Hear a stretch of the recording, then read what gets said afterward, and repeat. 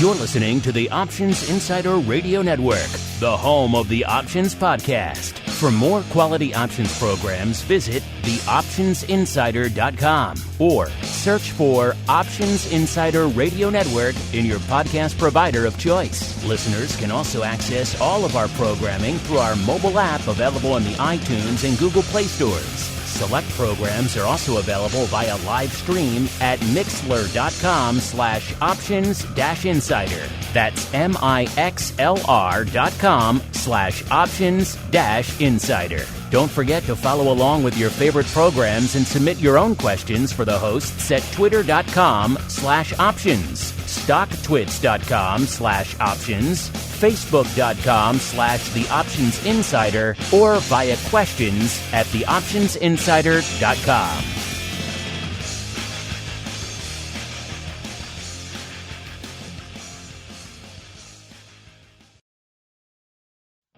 This episode is sponsored by Demand Derivatives, a startup futures exchange and clearinghouse trading the world's major assets in a creative new way. You already trade on an exchange. Here is your chance to own one. Before they approach large strategic partners for funding, the pioneering team at Demand Derivatives launched a crowdfunding portal so that regular traders have the chance to buy shares. Learn more and become a part of this revolutionary fintech project now at demandderivatives.com/crowdfunding.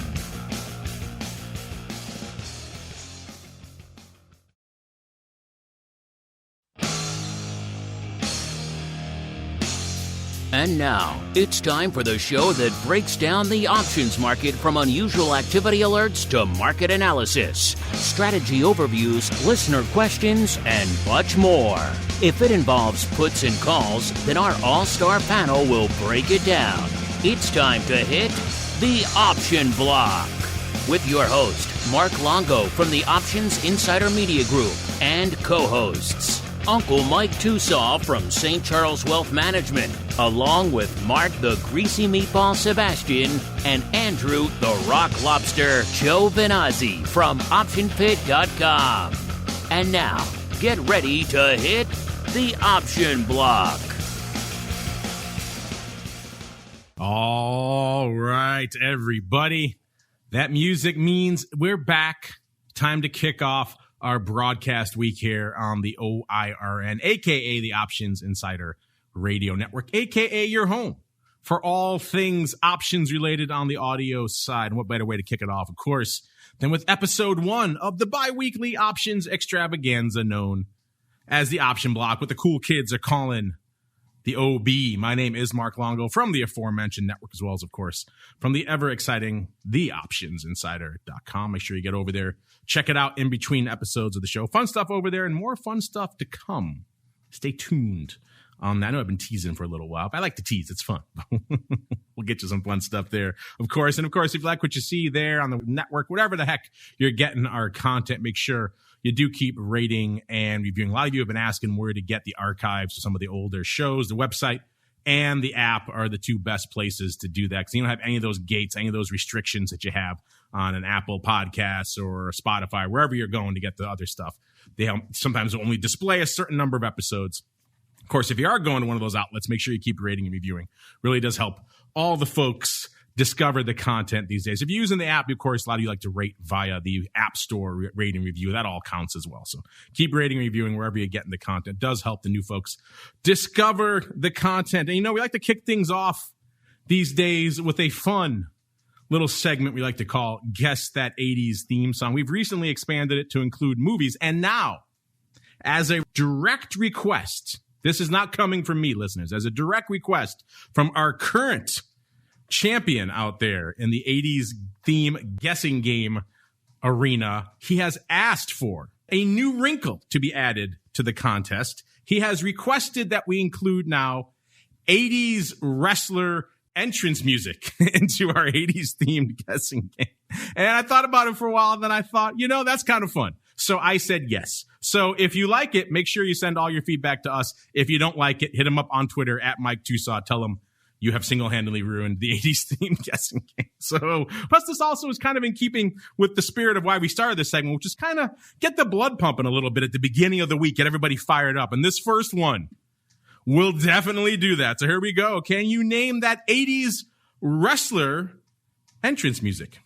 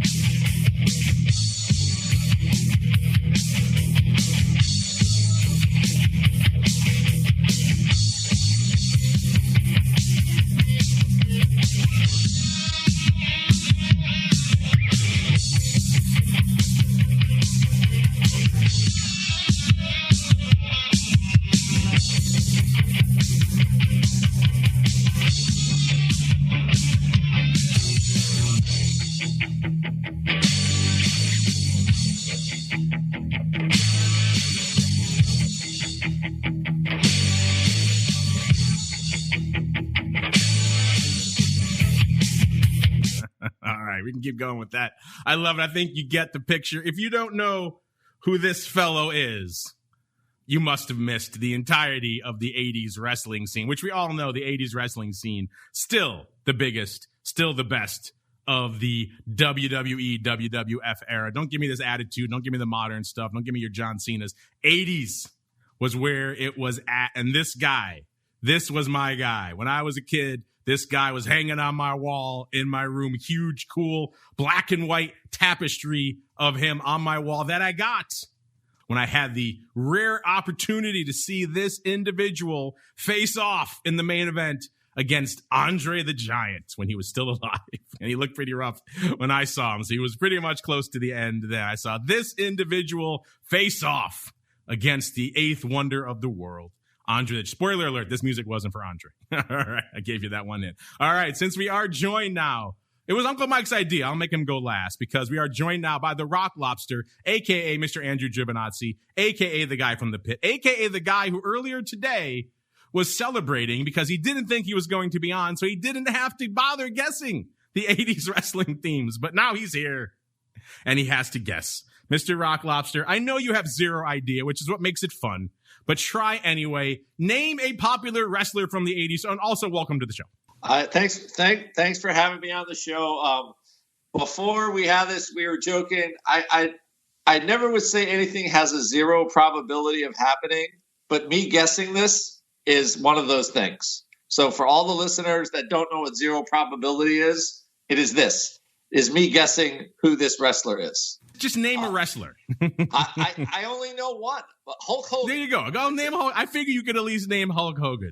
I almost went with him today. Spoiler alert, this is not Hulk Hogan. I almost went with him, but I had to go. This was more my guy. I had to go this way. All right, now let's go. So it is not Hulk Hogan. Now let's go to the person who requested this. None other than Uncle Mike TOSAW from St. Charles Wealth Management. Uncle Mike, A, welcome back to the program. And B, what was it that made you dream up this wrinkle to our contest? And then C, I'm assuming you know who this guy is. I'm going to go from C first because I have to admit I am stumped. I don't know who this is.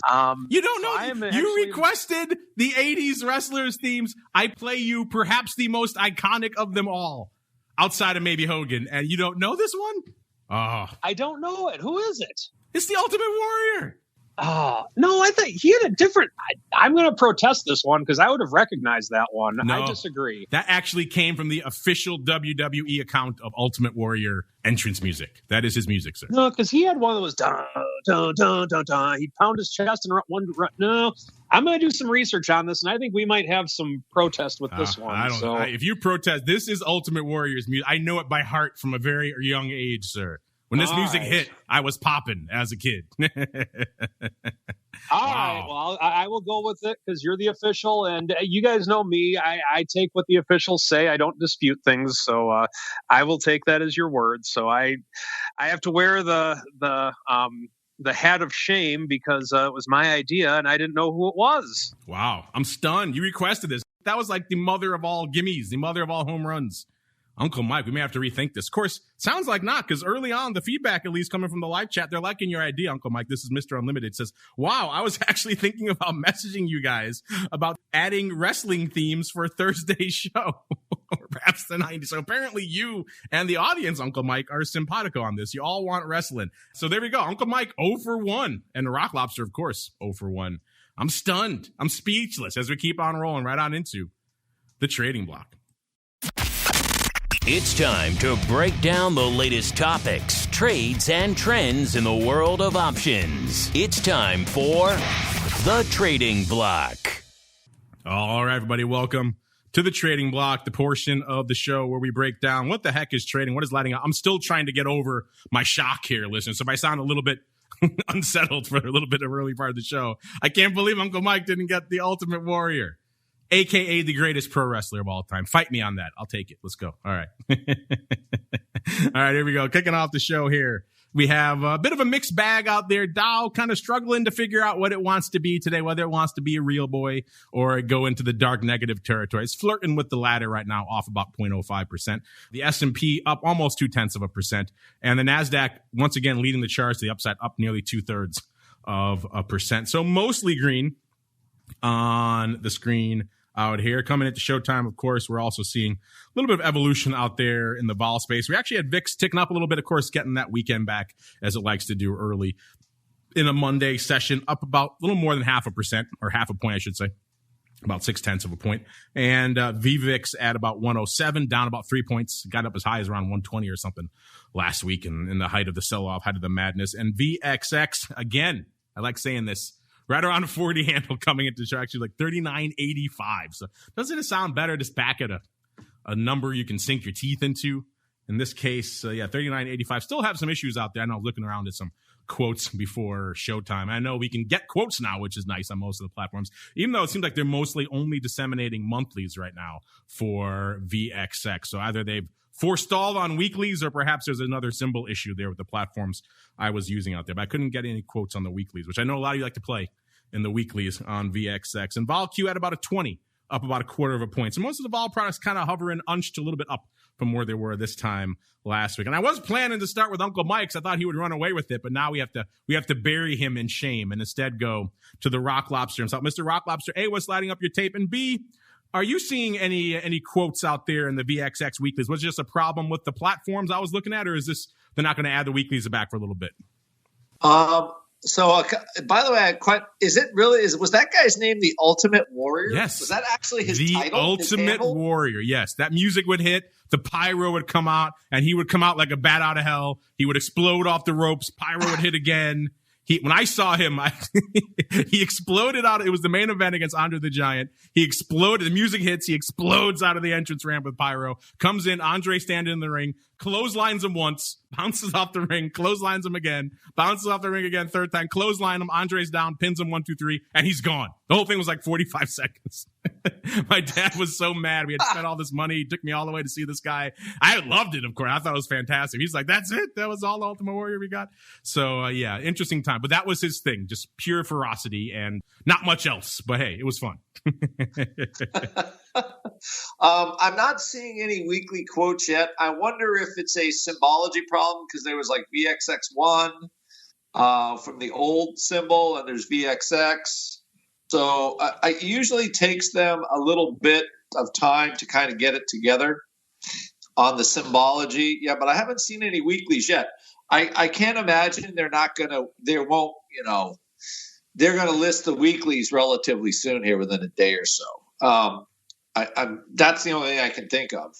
I don't know why they wouldn't. Yeah, who wants their hand forced all the way out to the end of May? Who wants that, right? Who wants to play in a month? Right. Well, you're so spoiled. I mean, I was a floor trader. We never had weeklies. We only had weeklies once a month, So yeah, expiration Friday actually meant something. It is. It was like, ooh, it was exciting.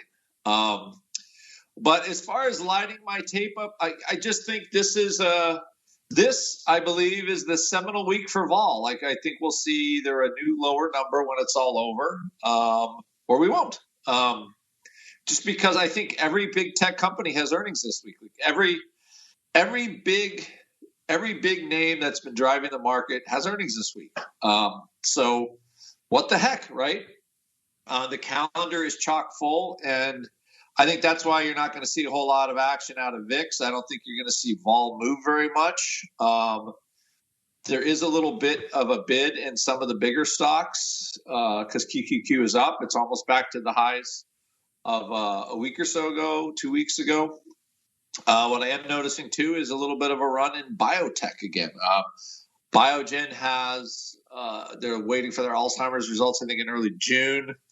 A stock I've been acquiring a little bit of Regeneron lately on some of that pullback. So I think actually, so there's money kind of pouring into there. The valuations in there are like super compelling, to be honest.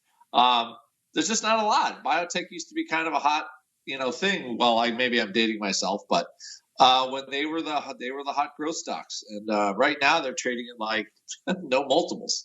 So it's either harder to get drugs passed, or again, my closet theory is all of this COVID stuff has brought so much innovation so fast. I think some of the biotech will probably start to heat up a little bit. Certainly, maybe get off some of their low multiples that they're on, but. That is for another episode, but I'm keeping an eye on those. I've been trying to buy some Biogen calls. Unless you pay up, the markets are like $1 jillion wide, and unless you pay up, they aren't selling you anything. So not easy to do, unfortunately. But as far as VIX goes, I think we could see like 15 handle this week if all the earnings are pretty good and everybody's like, woohoo, this is okay, and then there's no disasters.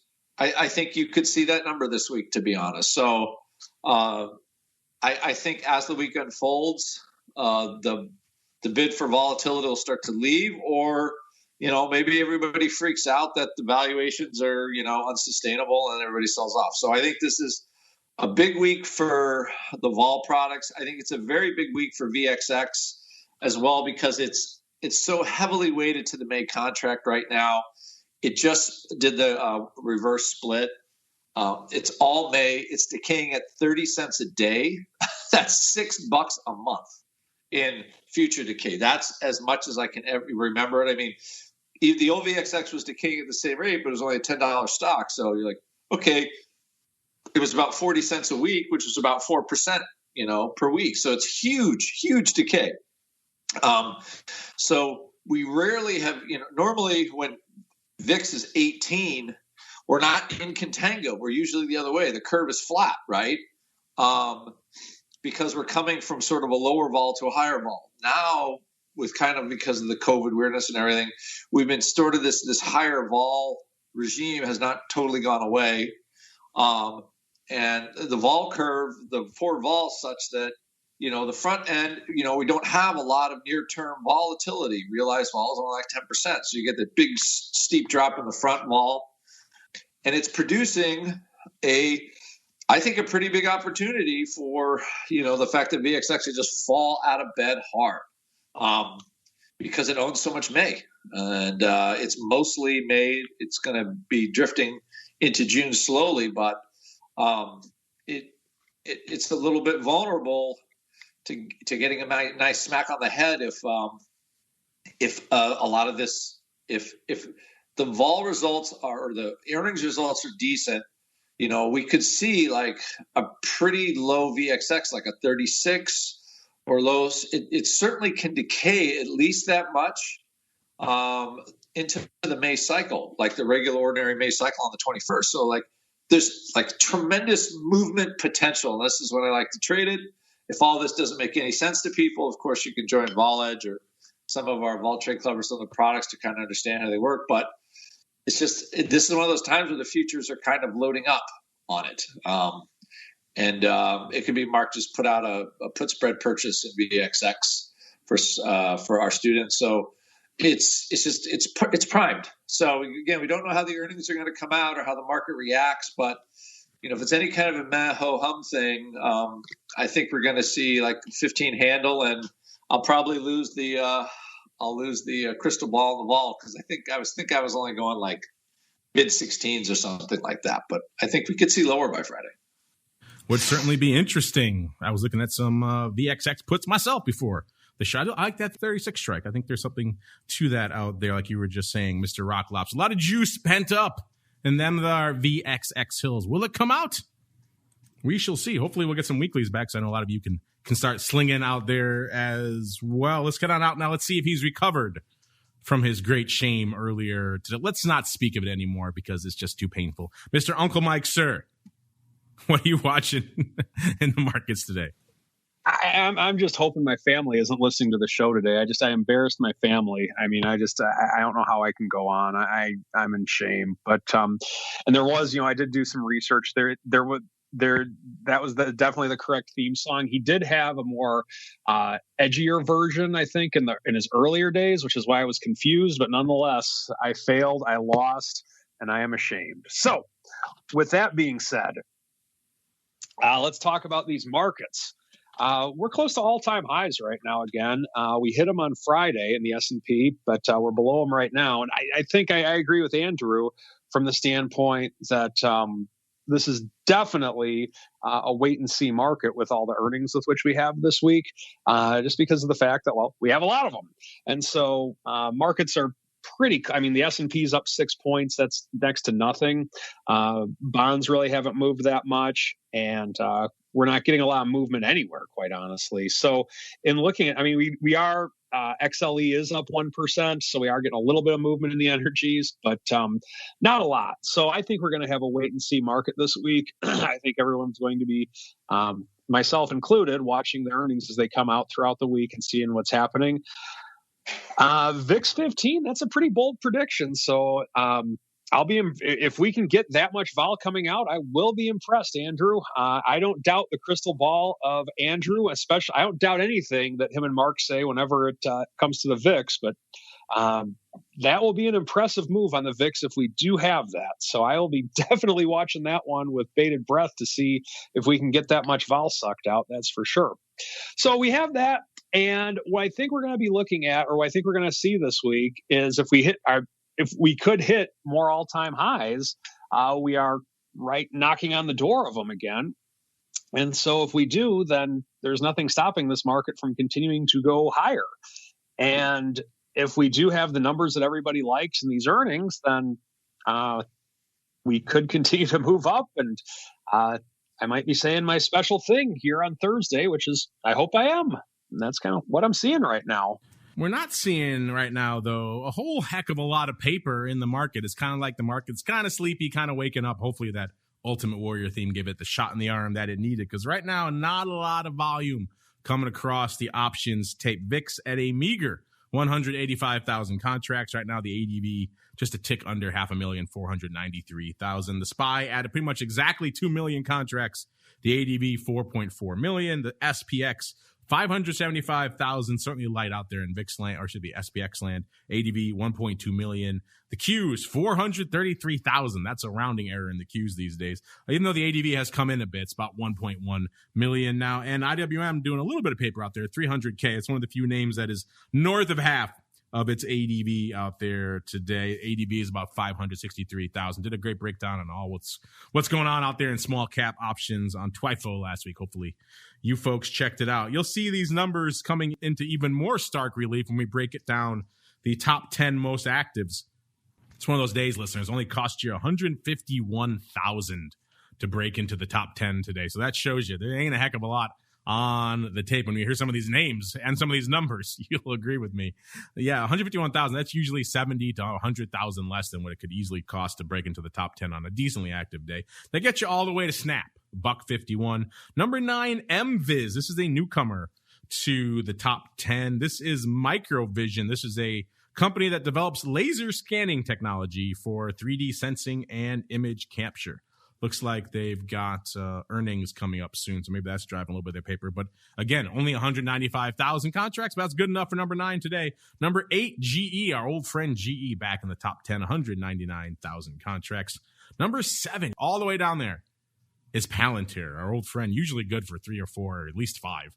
Today, a paltry 201,000 contracts on the tape for Palantir. Number 6, another newcomer to the top 10. This is CCIV. This is Churchill Capital. Looks like this is getting caught up in the anti-short selling madness out there. Either way, it's good for 294,000 contracts and number 6 on our list. Number 5, AMC, staying memey out there today. 351,000 contracts, number 5. Number 4, it's symbol twin AMD at 405,000 contracts. Number 3, NEO, kind of glued right around that 3 to 4 spot most days. Today it's good for 449,000. Number 2, it's Tesla, 453,000 contracts, and number 1 with a Tesla are only 453,000. So what's Apple doing? Well, spoiler alert, ain't a heck of a lot more. 473,000 contracts on the tape for, I can't remember the last time Apple has been that anemic this portion of the show. So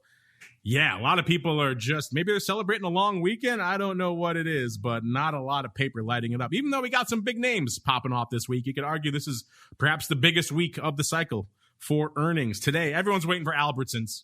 Of course, I'm joking. Today, everyone's waiting for Tesla. Good old Tesla. What will they do after the bell on Monday? We got a great poll up there. Get at it. Make your voice heard. We're playing another one of those fun guessing games. What is the largest open position in Tesla right now? I'll give you 4 choices. Don't cheat. Use your gut. Head on over at options. Make your voice heard right now. Tomorrow, we've got UPS, GE, 3M, Lilly, Crocs. They of the rubber shoe infamy. Hasbro going back out to the Toyland. Waste Management. Good old Softy. Pinterest. Alphabet, Visa, and good old S-Bucks. Wednesday, you got Boeing, our friends across the street. Spotify, CME, our other friends across the street and down a little bit. Apple, Facebook, Qualcomm, and eBay. Thursday, we got Merck, Mickey D's, also friends down the street. Their headquarters now right down the street here. So a lot of big firms right down the street here from the studios. Amazon on Thursday as well. NEO and Twitter. And then Friday, we got ExxonMobil, AstraZeneca, and Chevron. So a lot of names popping off. You guys know where to go to get those. TheOptionsInsider.com. We had some earnings move results before the open today. We got OTIS. Back to my old stomping grounds in Connecticut there were OTIS elevators. They were before the bell. They were at 71.25. They were pricing in 3.9%. They delivered 6%. So a little bit of outperforming in the elevator sector. Wow. Who knew? And we got Albertsons here as well before the bell today. They were at 19.18 going into their announcement. They were pricing in 6.1%. They delivered 6.3. Ooh, interesting. Maybe, Matt came on the show last week on Vol Views, and he predicted, and this is his data after all, he predicted we may finally be there. We may be at the moment where the worm is turning, where earnings vol may start to outperform again. Do you think we're there? I don't know. Hit us up. Let us know what you think. I'm looking at the numbers so far for the season, and so far the numbers say it's a whopping no. Week 1, 79%. Week 2 so far, again, early days for week 2, a whopping 54%. So still dramatically underperforming. But we shall see how the season fares. We got Tesla after the bell today. We got a report for them hot off the presses. You can get it in your hot little hands right now. $729.40 is where Tesla was as of this report. They were pricing in $52.53. Remember, the earnings move reports, which are the predictive ones, are in dollars. The move results, which show what happened after the fact, are in percent terms. So don't get confused there. $52.53 for the straddle right now in Tesla. In the past, they've moved $53.89. So they're pricing it a little bit lower. Maybe a chance to outperform. We shall see. Also, Google coming up a little bit later this week on the 27th. They were at 2,300 pretty much out there. They were pricing in $97.56. In the past, they've moved almost 101. So a little bit light out there as well. Let's see what Microsoft has in store for us. They're on the 27th as well. They were at $261.15 as of this announcement. They were pricing in $8. In the past, they've moved $651. So softy. Leaning a little bit heavy on the juice right now. Interesting. And we got our friends across the street here, Boeing on the 28th. They were at $238.38. They were pricing in $844. In the past, they moved $714. So extra juice on the Boeing front. Is that merited? I guess we'll find out. Boeing is one of the ones you probably could argue for because they seem to always have a surprise and usually not a good one up their sleeve. We've got here Spotify going up here, $284.11. In the past, they were at pricing in $20.40. In the past, they've moved $15.25. So that seems pretty juicy. Good old Apple. May have heard of them as well. On the 28th after the bell, they were pricing in $5.14. In the past, they moved $6.26. So a little bit light there. Let's go to Facebook as well really quick on the FANG front. 301.13 is where their stock was. 15.43 is what they were pricing in. The past they moved $18.16. Well, interesting stuff. You guys can sink your teeth into those over there, theoptionsinsider.com. Now it's time for us to sink into some weird paper. It is time for the Odd Block. It's time to break down the most interesting, unusual, and downright questionable options activity that's been identified by theoptionsinsider.com. It's time for the Odd Block.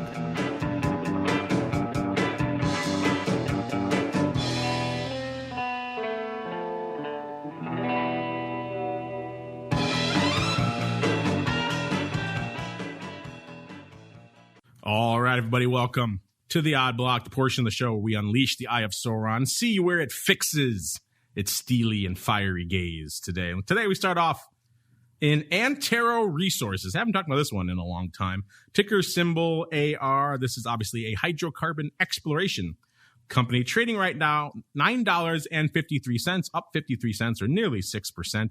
This is one that's had a good run. A year ago, it was trading $2.38. So it's a wee bit north. Of course, we've seen a lot of the prices out there in the energy sector have a bit of a run of late as well. So this name following suit looks like it gapped up a few times, but pretty much the trajectory has been mostly straight up. It was still trading about almost $4, $3.93 in December. So it gapped up, but not that hard. Looks like most of the run came in the beginning of this year, where really kind of oil kicked it into high gear as well. Then we saw it taken off to about almost $5, actually hit $5 on December 10th.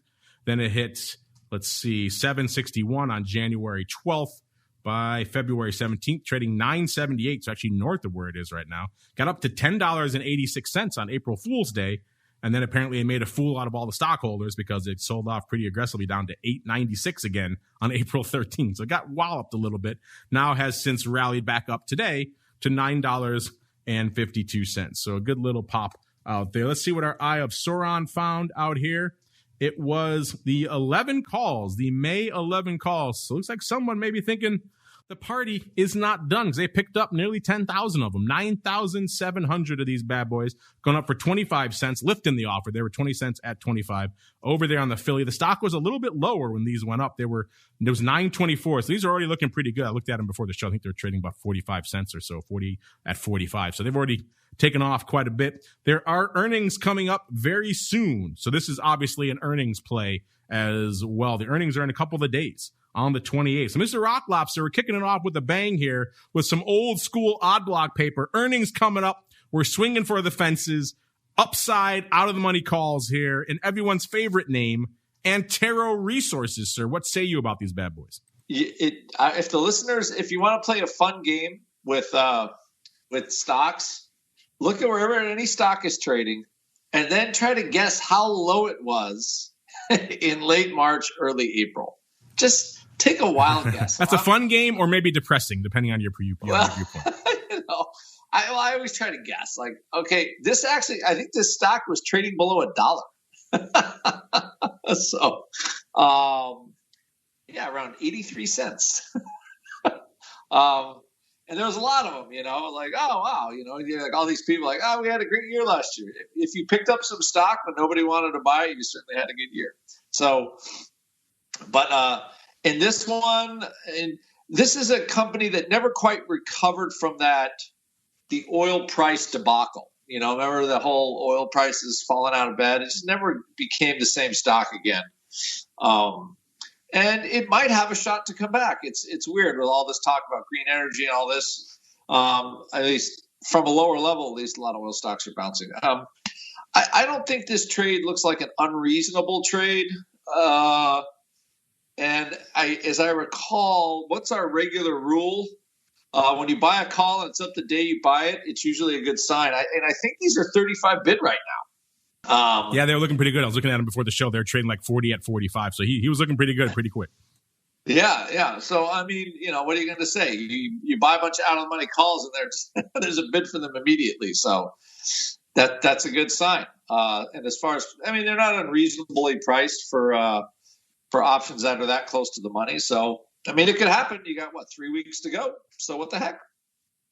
There you go. The Rock Lobster says, put the kids' college fund on the May 11s in Antero Resources. If I can read between the lines on that, Mr. Rock Lobster there. We're going to come back to this one. We'll keep an eye on this. Only a couple of days on this one to see if this one plays off. Who knows? Maybe this fellow is generously bidding up the upside for some nice juicy verticals for you if you are so inclined. Interesting one to keep an eye on at the very least. And of course, you're right.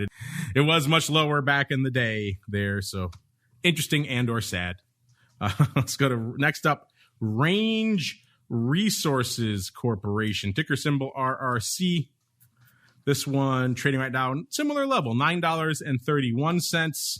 This is another we got a similar theme going here, listeners. This is another petroleum and nat gas exploration company. So similar price level, similar business model. Our Eye of Sauron has a theme today, apparently.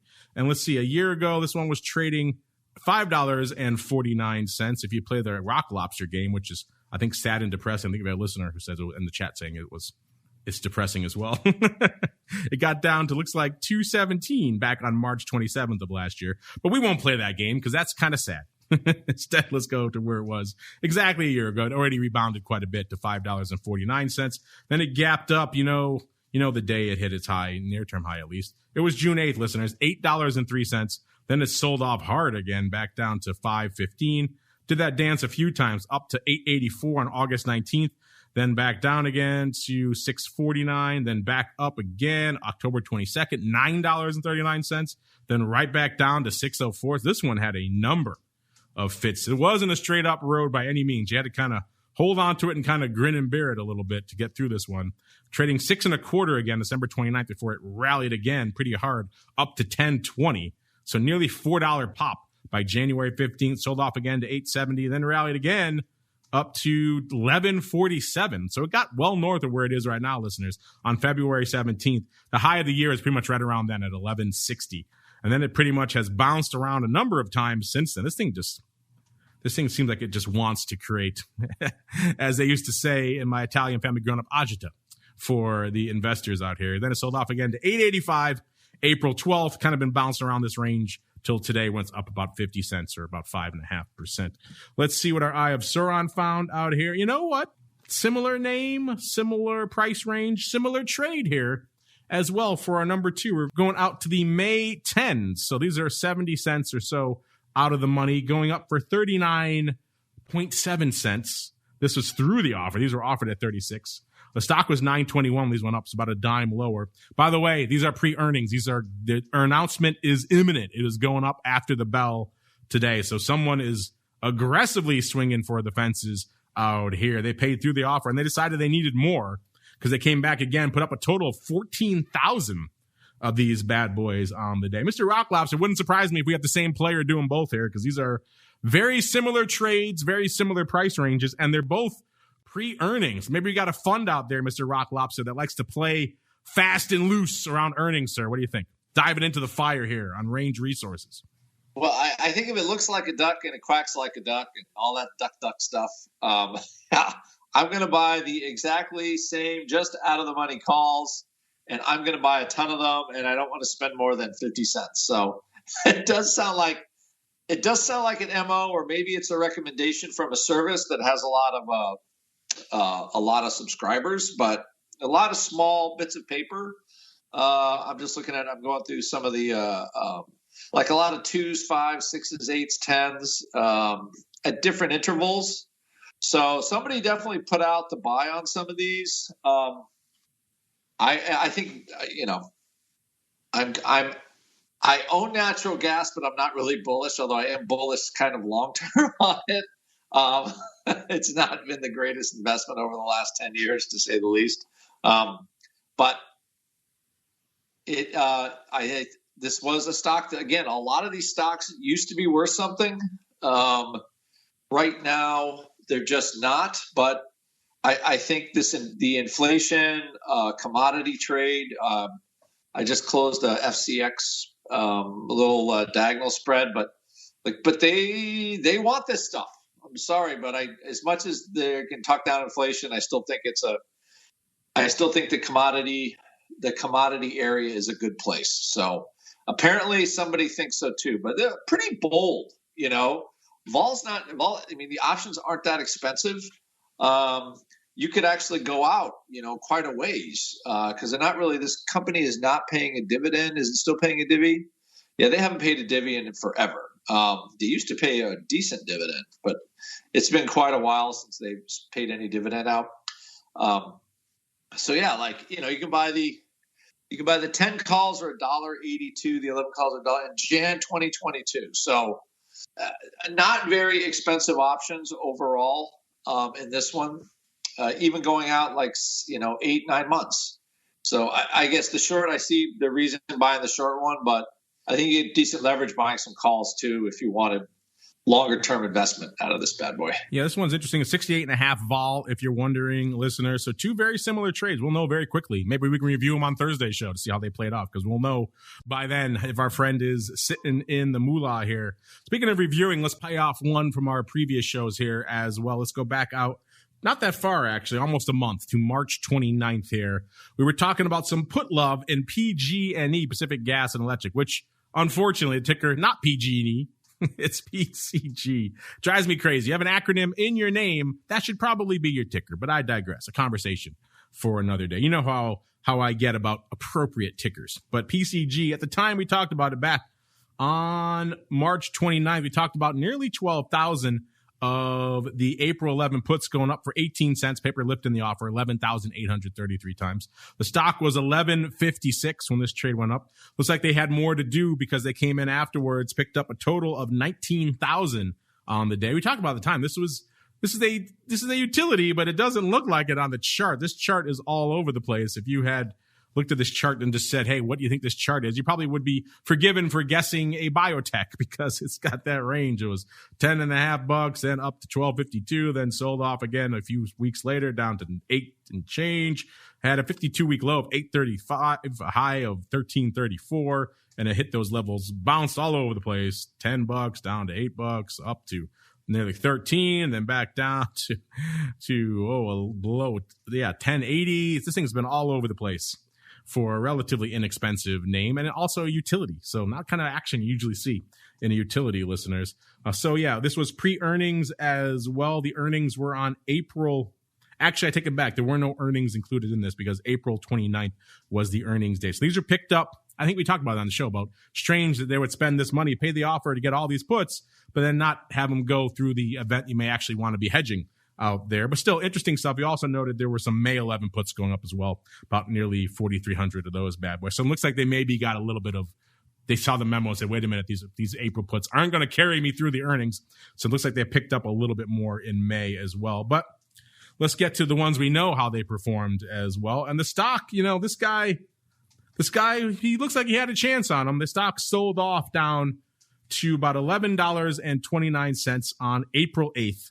So he got there, he got close, and then it kind of bounced again, and the stock ended up closing about $11.58 on expiration. So never really broke the 11 handle, never had a chance to really sell these for an aggressive level. He probably could have scratched some of them if he was pretty diligent back, but that was, again, already on April 8th. So that was already, a week and change after our show. So these names had already eroded a bit. So he probably could have scratched some of them. I'll have to go look and see what they closed at on that day.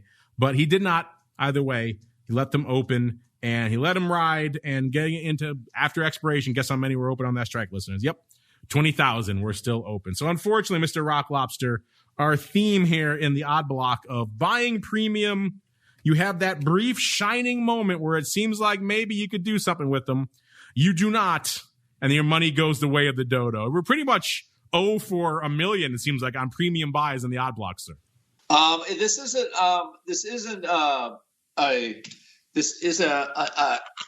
let's say PG&E. Can you think of a company that has been more beat with the unlucky stick in the last 3 or 4 years with the California wildfires and just the continued mess with the power situation there?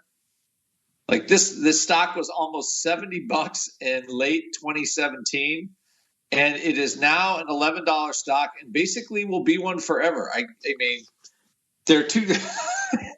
There's besides me trying to get the chances of guessing the wrestlers, the 80s wrestlers, it's PG&E making money selling power in California anymore. I I would hate to be in that business. So anyway, I just let somebody buys the puts. They think there's going to be some kind of action, but that has to be the most, unless something miraculous happens. I just see that as the most, dead money Stalin-esque business that there is anywhere. I have zero interest in even looking at that name, to be honest. So, well, these puts kind of went dead money as well. The time they sold off, they were trading 10 cents on the 6 right before that sell-off there. They were trading 6 cents before it, so he may have had a chance to almost scratch some of them on the 8th when it sold off a bit, but probably not. These things, he was wearing it pretty quick here, listeners. And let's see when Uncle Mike, see if he's still wearing some egg on his face as we head right on into the strategy block. It's time to dispense options, wit, wisdom, and education. It's time for the strategy block.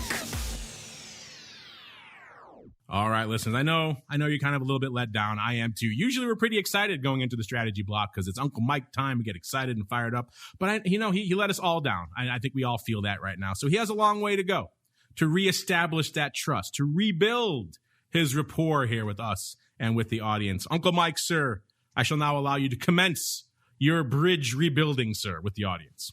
Like I said, I hope my family wasn't listening to the first part of the show because I don't know if I'd be welcome at future family events, quite honestly. And rightfully so. Yes, rightfully so.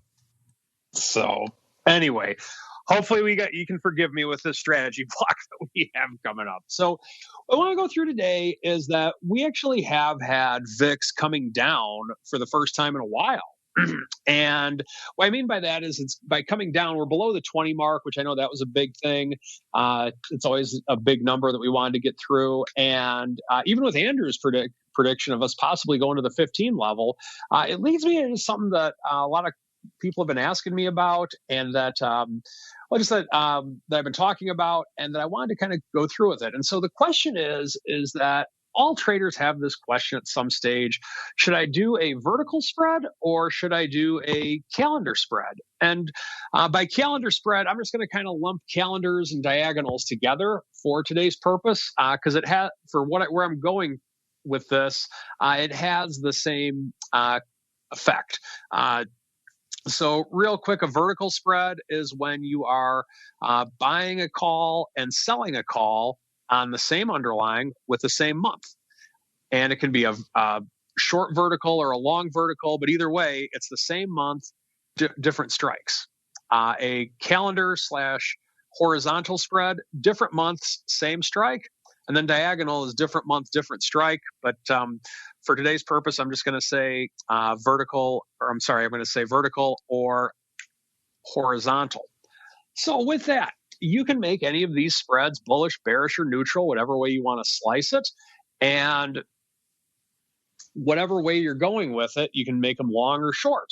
And so the question comes up is, should I be using vertical spreads or horizontal spreads in the marketplace?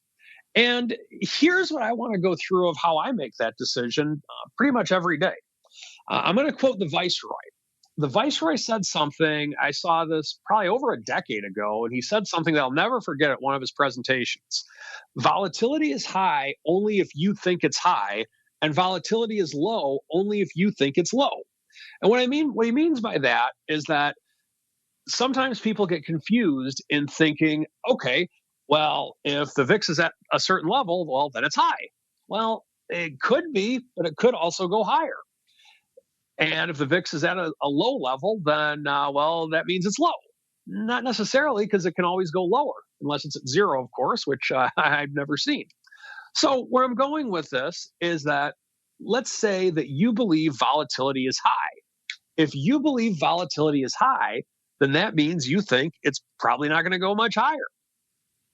If you believe that volatility is low, then that means you believe that volatility isn't going to go much lower. I know it sounds a little bit oversimplified, but oftentimes people start getting caught up in numbers to where it robs them of independent thought. And that's not what we want. So what I like to look at when making the decision of going with a vertical or a horizontal spread is if volatility is high. And by volatility being high, it means that I believe volatility is high. If volatility is high, then I tend to lean more towards a vertical spread. The reason I say that is that I am essentially mitigating volatility risk. I'm not getting rid of it, but I'm making it so that if it does continue to go higher, to where, let's say that I'm wrong and volatility goes higher. Well, if that's the case, and let's say that all other factors of option pricing stay the same, well, then the options are ultimately going to expire worthless, expire in the money, or I'll ultimately get what I want from the options if volatility goes higher. And if volatility goes lower, then even better, because of the fact that, and let's assume everything else stays the same and vol goes lower, well, then maybe I can have an opportunity to buy to cover my short option. I can have a lot of things happening. So if you believe that volatility is high and you're trying to make the decision between a horizontal spread or a vertical spread, I typically lean towards the vertical. Now, what can you get burned with if volatility is high, meaning you think it's going to go lower, and you do a horizontal spread? Let's say you buy a 6-month option and you're going to sell a 1-month option. And let's just do just a straight calendar spread and you're neutral on it. And you're thinking that, okay, that the time decay in this front month option, it's so high right now, and month in, month out, I can continue to get this premium. I'll double my money in 3 months easily. Well, here's the problem if volatility goes lower. Yes, you'll get that great juice for the first month, but month 2, if volatility goes lower, you're not going to get the same premium. And on top of that, the value of your long-term option is going to go lower as well, which will be working against you. You're essentially locking in that higher volatility and you're buying it. And you're buying that high volatility. How do you know it's high volatility? Well, you believe it's high volatility. So that's where you run into a big disadvantage when trying to go with horizontal spreads or diagonal spreads when volatility is higher. So with that being said, when in doubt, if you're kind of on the borderline, I typically lean more towards verticals personally, but not to say I don't do calendars and diagonals. I do them all the time. But typically I favor the vertical if I'm kind of in doubt of, well, is it high? Is it low? I typically think it's safer to go with a vertical for directional trading, which is what I do. So with that, the strategy for today, if you believe that volatility is high, you may want to consider leaning more vertical. If you believe that volatility is low, you may want to think about leaning more horizontal or diagonal. And that is the strategy block for today. All right, now let's keep on rolling with our final segment. It is time to go around the block. It's time to tell you what we'll be watching on our trading screens until the next episode. It's time for Around the Block. All right, everybody, welcome to Around the Block, where we talk about what we're keeping an eye on for the rest of this week until our next episode. Really quickly, let's pay off here some of the polls we had kicking off last week. We had a silly one, a fun one. Seems like a surprisingly difficult one, because we asked you, which level will we hit first? A VIX of 14, S at 4,300, Bitcoin at 70,000, or WTI, aka crude oil, at a 70. And it ended up being a tight race. I think I saw late on the weekend, it was actually exactly 25% across the board for each. I don't think we've ever had in a poll, really, at least not for that length of time. And it ended up slightly, VIX of 14, slightly edging it out with 26.3%, followed by 25.3% for SPX 4,300, and then a tie with 24.2% for number 3 between Bitcoin 70,000 and WTI at 70. So our audience equally split as everyone who's been on the network pretty much. This was a more challenging one than perhaps we initially thought, which makes it kind of fun. And speaking of fun, it's that time of year, listeners. It's Tesla earnings time, so we thought what better way to celebrate that crazy day than let's play another round of our favorite game. What are the size positions in Tesla right now? Can you guess the largest open options position in Tesla? We gave you 4 choices. Nice, easy, multiple choice. The June 1000s, or is it the March 2023 900s, or is it the June 2022 1 put, or is it the Jan 2023 120 put. So something there across the broad spectrum of years, something out there for each of you. One of those is correct. I'm not going to say which one. Get on out there at options and make your voice heard. We'll reveal the answer and the winner a little bit later in the week. Now let's go around the horn. Let's go back out to the Rock Lobster. Mr. Rock Lobster, what are you and Volman paying attention to until our next episode on Thursday, sir? Well, by Thursday, I think we're going to get a good look, won't we, on how the market likes these earnings and everything. I'm trying to price some Tesla. I don't normally do like a pre-earnings. Mostly, I just view it as a small dollar gig, but I am looking. I almost feel like the paper is almost a little too complacent with it, but I'm still on the fence about it. I'll probably end up not doing anything and just wait till I see what trades tomorrow after earnings reports. So again, all the earnings. Can vol go lower?